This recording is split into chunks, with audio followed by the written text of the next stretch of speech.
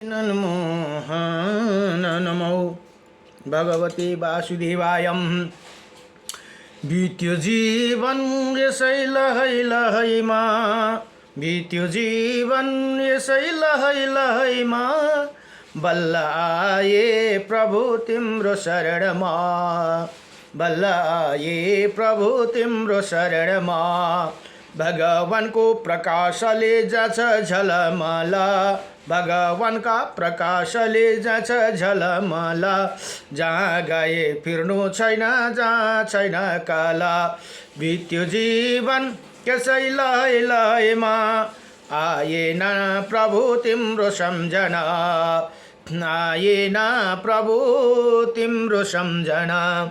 यस्तो दिव्य धाम तिमी आउने भए आऊ, यस्तो दिव्य धाम तिमी आउने भए आऊ। चरणमा छु भनेर शरणमा आऊ, चरणमा छु भनेर शरणमा आऊ।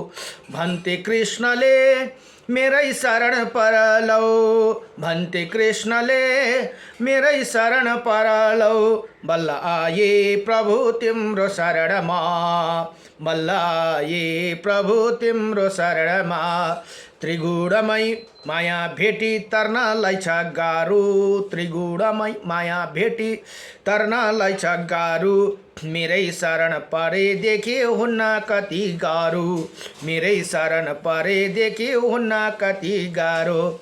बित्यो जीवन त्यसै लहै लहैमा, बल्ल आए प्रभु तिम्रो शरणमा, बल्ल आए प्रभु तिम्रो शरणमा। चिन्ता कति नगर है साँचो कुरा भन्छु, चिन्ता कति नगर है साँचो कुरा भन्छु। सारा पाप छुटाइकन वैकुण्ठमा लान्छु, सारा पाप छुटाइकन वैकुण्ठमा लान्छु। भन्ते कृष्णले मेरै शरण परलौ, भन्ते कृष्णले मेरै शरण परलौ। बल्ल आए प्रभु तिम्रो शरणमा, बल्ल आए प्रभु तिम्रो शरणमा। बित्यो जीवन त्यसै लहै लहैमा, आएनन् प्रभु तिम्रो सम्झना, आएनन् प्रभु तिम्रो सम्झना। नमो भगवते वासुदेवाय नमः, नमो भगवते वासुदेवाय। कृष्णाय वासुदेवाय हरे परमात्मने नमः। प्रणतक्लेशनाशाय गोविन्दाय नमो नमः। यहाँ कहिलेकाहीँ यसो काहीँ भेट्दाखेरि म कतिवटा कुराहरू लेखेर राख्छु। यहाँ जीवनमा जीवनको सात सच्चे मन्त्र भनेर यहाँ बताउनु भयो। दर्पण भनेको ऐनाले कहिले झुट बोल्न नै देगा, झुट बोल्दैन ऐनाले, किनभने स्वयं आफ्नै जस्तो चेहरा त्यस्तै देखाइदिन्छन्। ज्ञान कभी भयभीत होने नै देगा, जसको पास ज्ञान छ त्यो कहिले भयभीत हुँदैनन् भनेर यहाँ बताउनुहुन्छ। अब प्रेम कहिले ईर्षा गर्नु दिँदैनन्, प्रेमले कहिले ईर्षा गर्नु दिँदैन अरे। सत्य भन्ने कुरा कहिले कमजोर हुन नै देगा, सत्य कहिले कमजोर हुँदैनन् भनेर यहाँ बताउनु भयो। भने अध्यात्म मोह नै गर्ने देगा, जसको पासमा अध्यात्म ज्ञान छ उसले मोह गर्दैन, माया मोह भन्छ नि, जो मोह गर्दैन। अब विश्वास, जसलाई विश्वास छ, विश्वास गर्ने मान्छे दुखी हुनु पर्दैन भनेर यहाँ सातवटा मन्त्रको उसमा यहाँ 6 नम्बरमा विश्वास कवि दुखी हुनु नै देगा भनेर यहाँ बताउनुहुन्छ। कर्म जसले तपाईँलाई कर्म तपाईँले राम्रो कर्म गर्नु हुँदैछ भने त्यसले असफल हुन नै देगा, असफल हुनु पर्दैन। राम्रो कर्म गरेर जानुहोस्, एक दिन तपाईँ अवश्य सफल हुनुहुन्छ भनेर यहाँ बताउनुहुन्छ। अझै एकखेप म भन्नुहुन्छ, दर्पण ऐनाले झुट बोल्दैन भनेर यहाँ बताउनु भयो। भने ज्ञानले कवि भयभीत अथवा ज्ञान छन् भने कवि त्यो मान्छेलाई डरभर हुँदैनन्। अब प्रेमले ईर्षा गर्नु दिँदैनन् भनेर यहाँ बताउनुहुन्छ। सत्यले जसको पास सत्य बोल्दछ, सत्य कर्ममा चल्दछ भने त्यो मान्छे कमजोर हुनु दिँदैन त्यसले भनेर यहाँ बताउनुहुन्छ। अब अध्यात्मले जसको पास अध्यात्म धर्ममा चलेको मान्छेलाई मोह हुँदैन, लोभ लाज हुँदैन भनेर यहाँ बताउनुहुन्छ। लोभ र मोह हुँदैन। विश्वास, जे कुरामा तपाईँले विश्वास गर्नुहुन्छ भने त्यो मान्छे कहिले दुखी हुनु पर्दैन भनेर बताउनुहुन्छ। एक दिन राम्रो हुन्छ भन्ने एउटा विश्वास आफूलाई छ भने त्यो मान्छे दुखी हुनु पर्दैन भनेर यहाँ बताउनु भयो। भने कर्म, राम्रो कर्म गर्यो भने तपाईँलाई त्यो कर्मले एक दिन सफलतामा लान्छन् भनेर यहाँ बताउनुहुन्छ। नमो भगवते वासुदेव। अब यहाँ श्रीमत्स्य महापुराणको जम्मा 14,000 श्लोक छन् भने 291 अध्याय भनेर बताइएको छन् भने यहाँ 135 अध्यायमा आज यहाँ बताउनुहुन्छ। अब शंकर जी का आज्ञा से इंद्र का त्रिपुरा का आक्रमण और दोनों सेनाओं में भीष्म संग्राम, विद्युन्माली का वध, देवताओं का विजय और दानवों का युद्ध में विमुख होकर त्रिपुरा में प्रवेश भनेर यहाँ बताउनुहुन्छ। अब जुन यो तारकास र विद्युन्माली भन्ने तारकासुरका पुत्र थिए, ती पुत्रहरू त्रिपुर बनाएर मयदानवले त्रिपुर बनाइदिए। मयदानव चाहिँ डर भयो अब हाम्रो वध हुन्छ भनेर हतार हतार भगवानको शरणमा गए, शिवजीको शरण लिए। ती दुईटा दानवले चाहिँ विद्युन्माली र तारकासले चाहिँ भगवान देवताहरूसँग युद्ध गर्ने निर्णय गर्दा विद्युन्मालीको मृत्यु भयो भनेर यहाँ आजको प्रसङ्गमा बताउनु हुँदैछ। अब यहाँ भन्नुहुन्छ सुतजी हे ऋषि सनक आदि ऋषिहरूलाई बताउनुहुन्छ। तदंतर है नारद जी त्रिपुरा से लौटकर पुनः युद्ध स्थल में देवताओं के सेनाओं में सम्मिलित हो गई। अब हेर्नुहोस् त नारद जीको काम चाहिँ के भने भगवानको काम बनाउने हो, काम चाहिँ नारदको हो।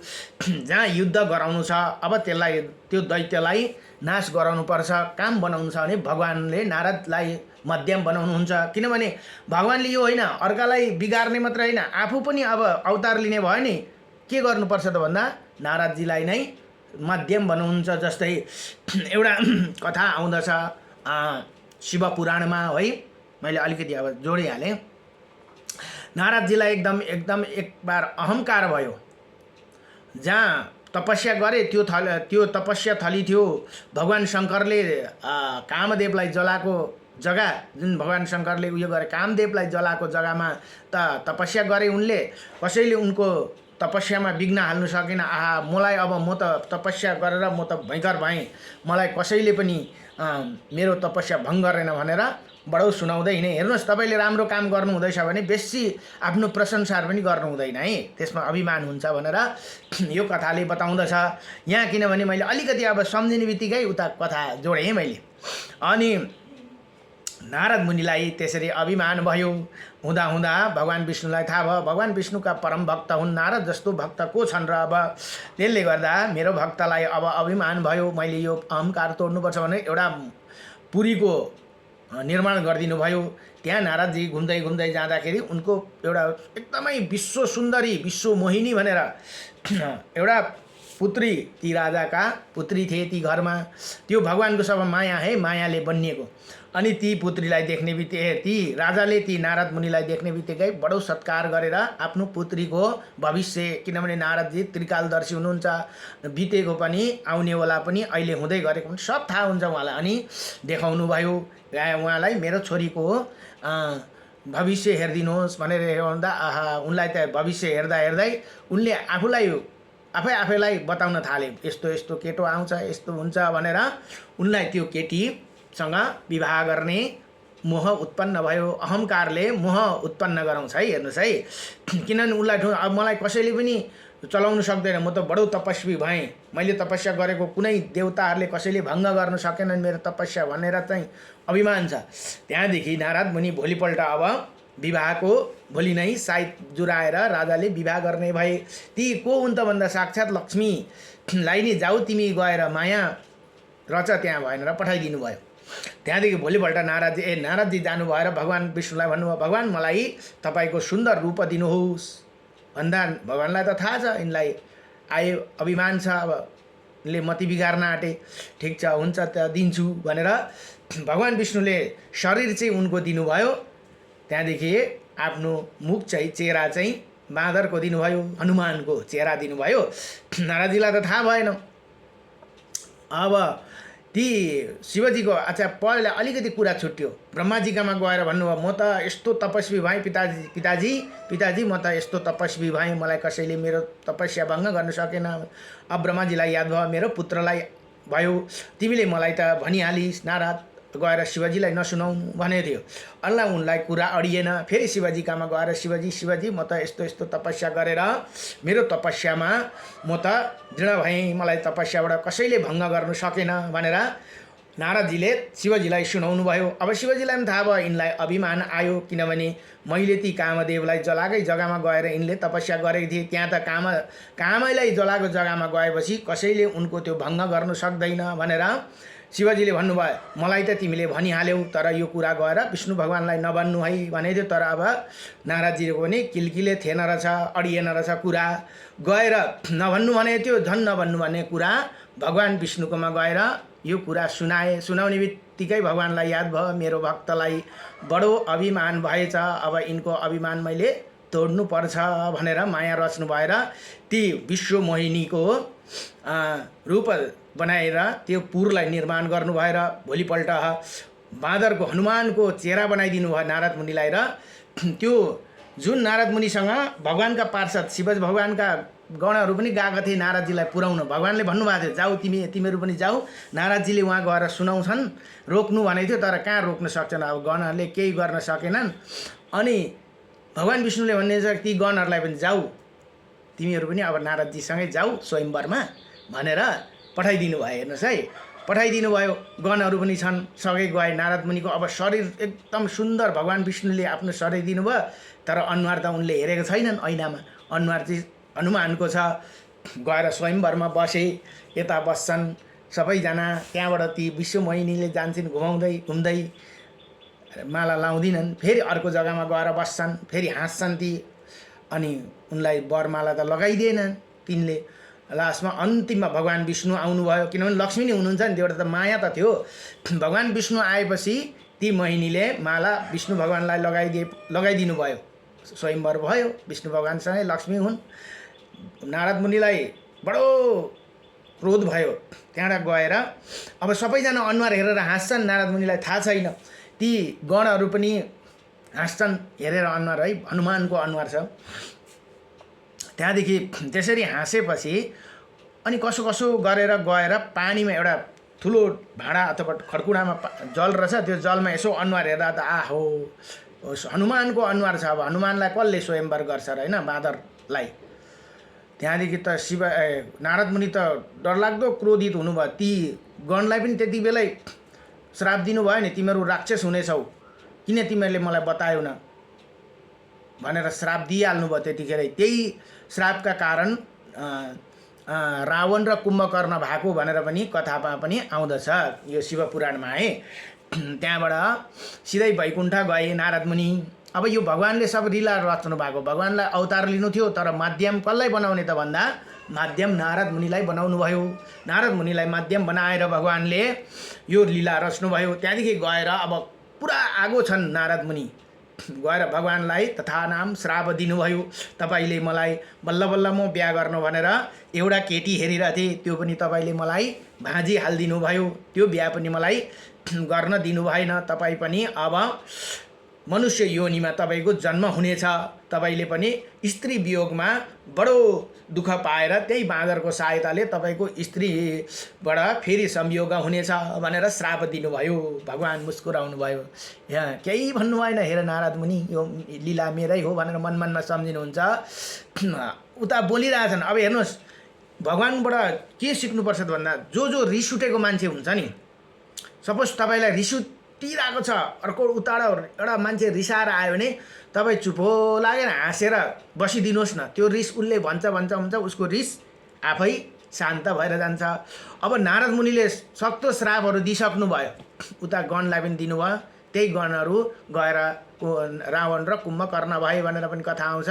र भगवान् विष्णुलाई पनि सबै श्राप दिइसकेपछि अन्तिममा गएपछि उनको मायाले, त्यो माया हटेपछि त ला हो, मैले त आफ्नो भगवान् मेरो इष्ट आराध्य अब सधैँ नारायण नारायण भन्दै हिँडेको मान्छे आएर आफ्नै भगवान्लाई श्राप दिए। फेरि क्षमा मागे, हे प्रभु मैले गल्ती गरेँ, मलाई मोह भएछ, अब मैले जे श्राप दिएँ त्यो मलाई वापस गर्नुहोस् भनेर भने। अब त्यत्रो ब्रह्मा ऋषिले दिएको श्राप त, किनभने भगवान्ले हेर्नुहोस् काम बनाउनु छ भने ब्राह्मणहरूलाई नै माध्यम बनाएर गर्नुहुन्छ। कि भगवान् कृष्णले पनि दुर्वासा ऋषिहरूलाई माध्यम बनाएर आफ्नो यदुकुललाई अभिमान भएको थियो र नाश गराएको साम्बालाई पेट बोकाएर बच्चा हुने बनाएर जानु, त्यो सबै भगवान्को कृष्ण भगवान्को मायाले गर्दाखेरि त्यो भएको। अब भगवान्ले आफ्नो काम बनाउनको लागि ब्राह्मणहरूलाई माध्यम बनाएर यो काम गर्नुहुन्छ। अब भगवान्ले केही भन्नु, यो श्राप त वापस हुँदैन नारदजी, जुन तपाईँले श्राप दिनुभयो त्यो त दिनुभयो, अब मैले भोग्नै पर्छ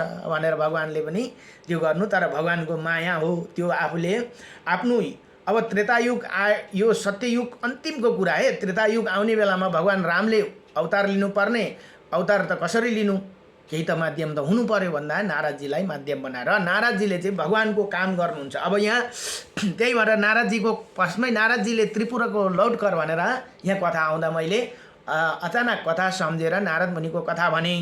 नारद मुनिले उता दैत्यहरूलाई गएर पनि अलिकति उक्साउनु भयो हो, त्यहाँदेखि यता आएर अब देवताहरूपट्टि आएर फेरि उताको कुरा लिएर आएर यता बताउनु हुँदैछ। नारद मुनिको काम त्यसो, यो आफ्नै खुसीले गर्नुहुन्न नारद मुनिले, भगवान्को माया हुन्छ त्यसमा, भगवान्ले इसारा गर्नुहुन्छ अनि मात्रै नारद मुनिले यो काम गर्नुहुन्छ। किनभने नारद मुनि भनेको सबका देवताहरूका माध्यम हुनुहुन्छ, भगवान्हरूका पनि माध्यम हुनुहुन्छ, उहाँले नै सबै काम सृष्टिको कर्ता चलाउनुहुन्छ।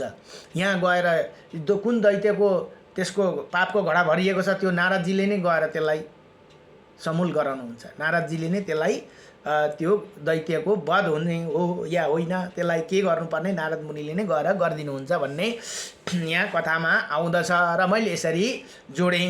अब यहाँ भन्नुहुन्छ ऋषि तदन्तर नारद मुनि, यहाँ यो चाहिँ त्यो कथा चाहिँ मैले अलिकति शिव पुराणको जोडेँ, तर यो अहिले भन्दै गरेको पुराण चाहिँ यो चाहिँ तपाईँको मत्स्य महापुराण हो। भगवान्ले मत्स्य अवतार, पहिलो मत्स्य अवतार लिएको कथा यहाँ आउँदैछन्। अब यहाँ भन्नुहुन्छ नारदजी त्रिपुरा में लौटकर पुनः युद्ध स्थल देवताओं की सेना में सम्मिलित हो गए। वो स्वयं देने देवसभा में उपस्थित हुए। इलाव्रत नाम से विख्यात विस्तृत वर्ष भनेर यहाँ बताउनुहुन्छ, जहाँ बाली का यज्ञ संपन्न हुआ था। बाली भनेको जुन सुग्रीव का दाजू हुन् बाली का यज्ञ संपन्न हुआ था, तथा जहाँ बाली बांधे गए थे तीनों लोक में देवताओं के जन्मभूमि के रूप में प्रसिद्ध उसी इलाव्रत में देवताओं के जात कर्म आदि संस्कार तथा यज्ञ और कन्यादान आदि कर्म संपन्न हुआ है भनेर यहाँ बताउनु भयो। जहाँ भगवान शंकर अपने पार्षद गणों के साथ लेकर नित्य विहार करते हैं, जहाँ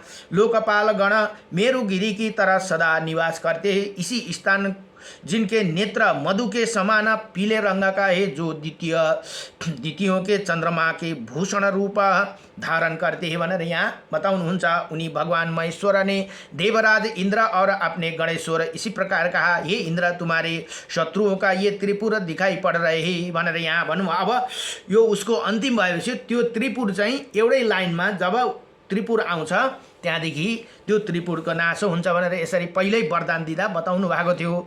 ये विमानों में पताकाओं और ध्वजाओं से सुशोभित है, ये सुदृढ़ और तथा इसके विषय में ऐसे प्रसिद्ध है कि ये अग्नि की तरह अत्यंत तापदायक है भनेर यहाँ बताउनु भयो। त्यो के थियो भन्दा त्रिपुर एउटा फलामको, एउटा सुनको, एउटा चाँदीको त्रिपुर बनाएको थिए। त्यो मय दानवले निर्माण गरेका। मय दानव भनेका को हुन् त भन्दा यी दैत्यहरूका शिल्पकार, जस्तै देवताहरूका शिल्पकार विश्वकर्मा हुन् भने दैत्यका शिल्पकार मय दानव हुन्। इसके निवास दानव किरीट कुंडल धारण के उन्हें पर्वतों के समान दिख रहे थे।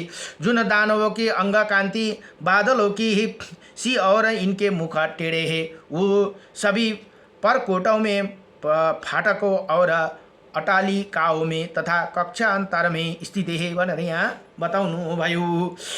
स्थिति है वही देखो हो, सभी दैत्य विजय अभिलाषी से हत्यारो हो, सुशोजित हो, नगर में बाहर निकल रहे, इसीलिए तुम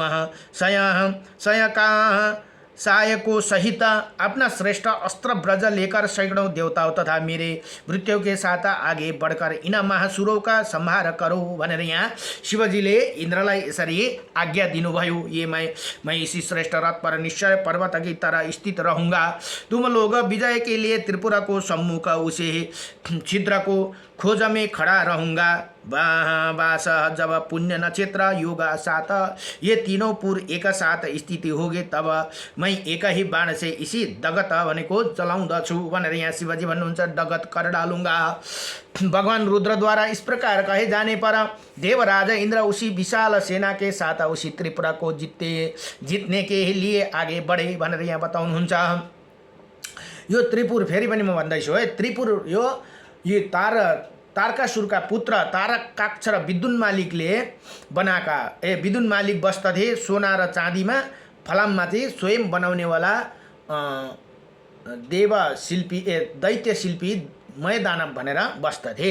मयदानवले चाहिँ अब थाहा भइगयो अब यिनीहरूको साथ दियो भने मेरो पनि वध हुन्छ भनेर अगाडि नै गए भगवानको शरणमा पर्दाखेरि ऊ जीवित रहे। तर ती दुईटा दाजुभाइ विद्युन मालिक र तारकाक्ष उसको वध हुन्छ। अब यहाँ आउँदैछ कथा। सेना के साथ उसे त्रिपुरा जीतने के लिए आगे बढ़े। चलते समय देवताओं और पार्षद गणों के रथों में भीषण शब्द हो रहा था और सभी ही मेघा की गर्जना के समान सिंहनाद कर रहे थे। उसी शब्दों को सुनकर दानवगण युद्ध की लालसा से अस्त्र लेकर त्रिपुरा से बाहर निकले और आकाश में छलांग मारते हुए गणेश्वर पर टूट पड़े भनेर यहाँ बताउनु भयो। न कुछ अन्य उन्मद दानव और काले मेघा के समान शोभा पा रहे थे, मेघा की तरह गर्जना कर रहे थे और सिंहनाद करते हुए बाजा बजा रही थी। उसी समय दैत्यों के सिंहनाद के देवता सिंहनाद और सिंहनाद भनेको जो सिंह गर्जिन्छ नि त्यस्तो आवाज भनेर यहाँ बताउनुहुन्छ। सभी प्रकार के तुम्हारे तुरही आदि बाजाओं के महान शब्द उसी प्रकार अभिभूत हो गया। जैसे बादलों के बीच चंद्रमा छिप जाते, जैसे चंद्रमा उदय होने पर पूर्णिमा तिथि को श्रृणि वृद्धिगत हो जाते हैं, इसे ही भयंकर रूप वाले महान असुरों से त्रिपुरा उदित हो उठा। उसी पुरा में कुछ दानव परकोटों में तथा कुछ फाटकों और अटालिकाओं पर चढ़कर चले निकलो ऐसे कहकर ललकार रही थी। कुछ सूरवीर दानव सुंदर एवं श्रेष्ठ वस्त्र धारण किए हुए थे, उनके गले में सुवर्ण जंजीर शोभा पा रही थी और जल में भरे हुए बादलों भांति ही सिंहनाद कर रहे थे। कुछ वस्त्र फराते हुए इधर उधर दौड़ रहे थे। घर पर आकर परस्पर एक दूसरे पूछ रहे थे कि ये क्या हो रहा है। दूसरा उत्तर देता था कि ये क्या हो रहा है ये तो मैं नहीं जानता, क्योंकि उसकी जानकारी मुझसे छिपी हुई है भनेर यहाँ बताउनुहुन्छ। कुछ समय के बाद तुम्हें भी ज्ञात हो जाएगा, अभी वो बहुत समय शेष है।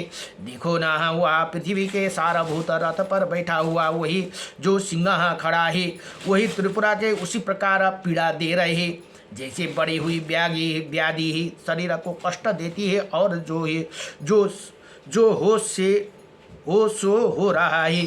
हलचल में उपस्थित होने पर चिंता करना व्यर्थ है। अब हथियार लेकर मैदान में आ जाओ, फिर मुझे पूछने की आवश्यकता नहीं रह जाएगी।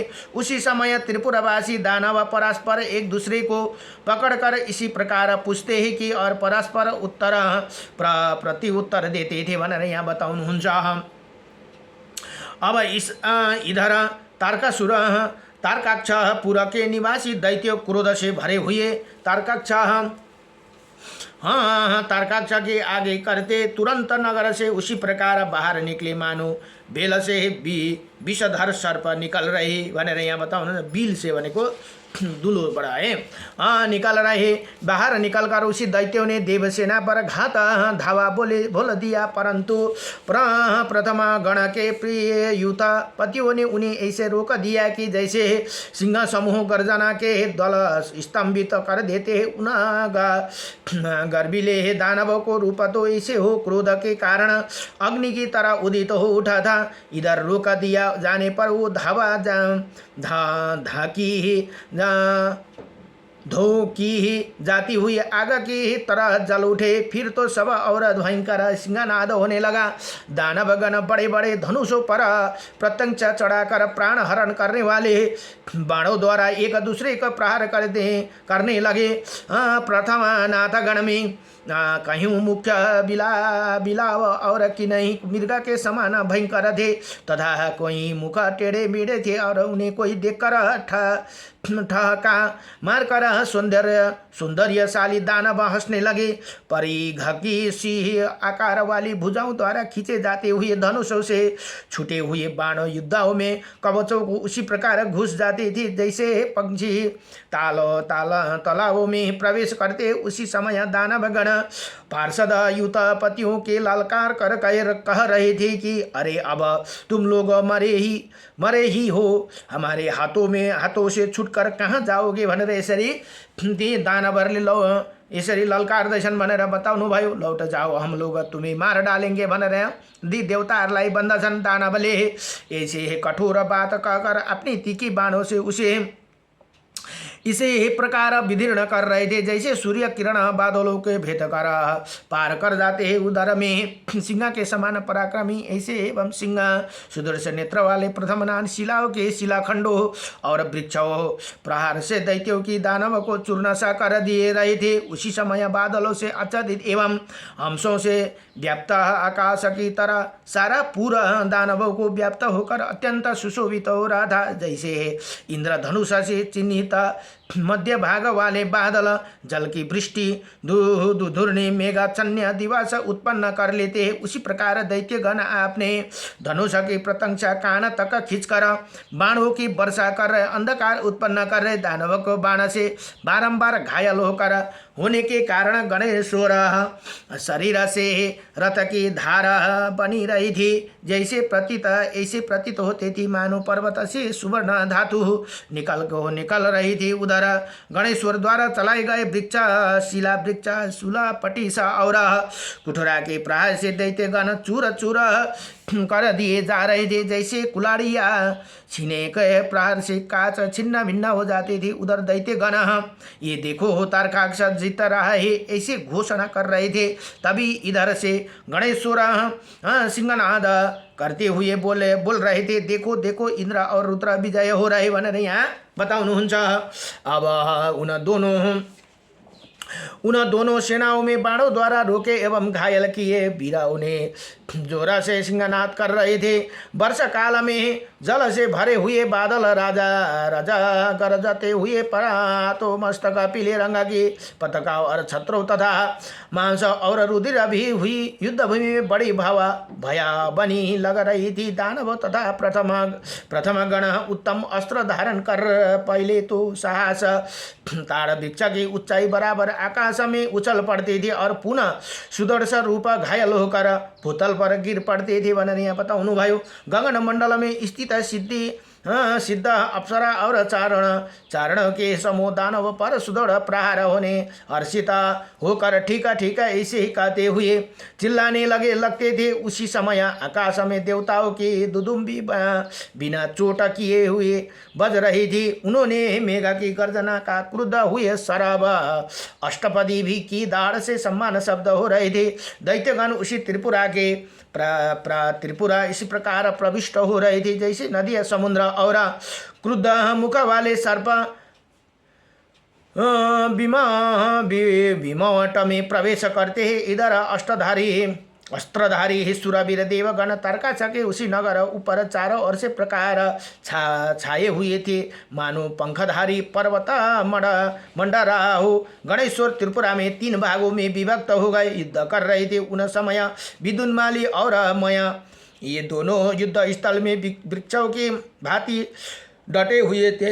इसी बीच हिमालय की तुल्य कांतिमान देवेंद्र विद्युन्माली का आपने भयंकर परिघ उठाकर नंदी पर प्रहार किया।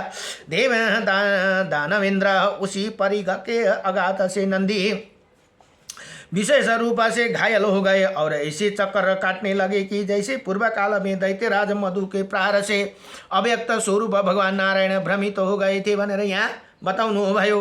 हे नन्दीश्वर घायल होकर रणभूमि में हट जाने पर विदुन विख्यात पराक्रमी घंटकर्ण शंखकर्ण और महाकाल आदि प्रधान पार्षदगण क्रुद्ध होकर एक राक्षस विदुन्माली के ऊपर टूट पड़े। तब विदुन्माली उसी गणेश्वर को, जो गणेश सुदर्शन आकृति वाले और गणेश्वर में प्रधान थे, बाणों द्वारा लगातार विधान आरंभ किया। उन्होंने घायल कर गए। इतना उच्च स्वर से सिंहनाद करता था मानो आकाश में बादल गरज रहे हो। उसी सिंहनाद सूर्य शरीर के प्रभावशाली नंदी मूर्छा भंग हो गए। तब वो विदुन्माली पर चढ़ा धावा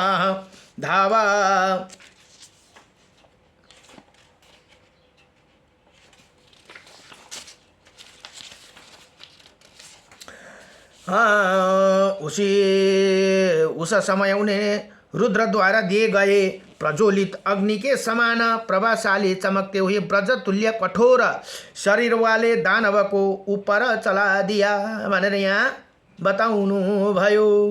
नमो भगवते चला दिया।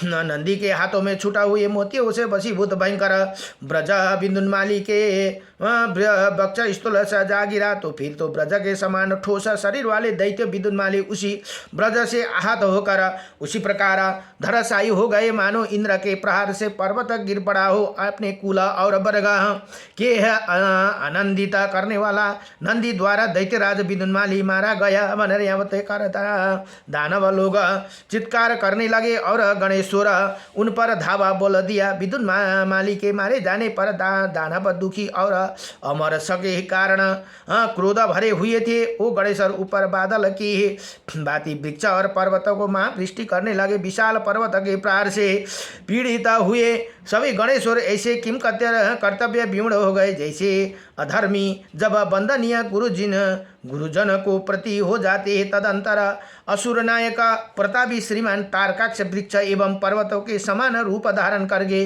रणभूमि में उपस्थित हुआ भनेर यहाँ बताउनु भयो। यति भनेर आज यो पुरा लामो अध्याय भएकोले गर्दा 1 देखि 60 सम्म यो पूर्ण भयो। अब भोलि फेरि 61 देखि अन्तिम कतिसम्म छ